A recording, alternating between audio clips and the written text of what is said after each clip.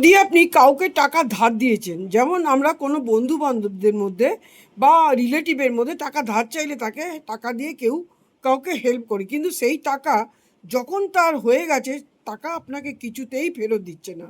টাকা যখন আপনাকে কিছুতেই ফেরত দিচ্ছে না তখন আপনি কি করবেন?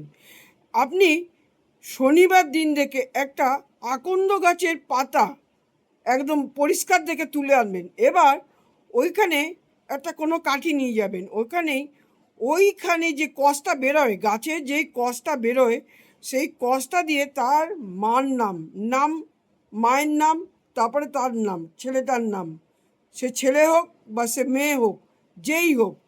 আর যার মার নাম না জানবেন, মা তার মা বলে লিখবেন। লিখে কি করবেন, ওইটা শনিবার দিন দেখে যেই জুতোটা আপনার পুরনো হয়ে গেছে আপনি পরবেন না, ওই জুতোটার মধ্যে আপনি ওটা 21 দিন রেখে দিন।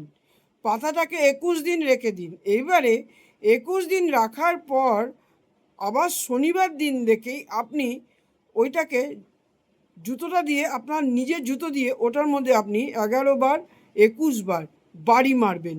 বাড়ি মারার পরে তার নাম নেবেন, যে আপনার টাকা দিচ্ছে না তার নাম নেবেন আর একবার করে বাড়ি মারবেন। তার মার নামও নেবেন যদি নামটা জানেন, যদি নাম না জানেন তার মা বলবেন।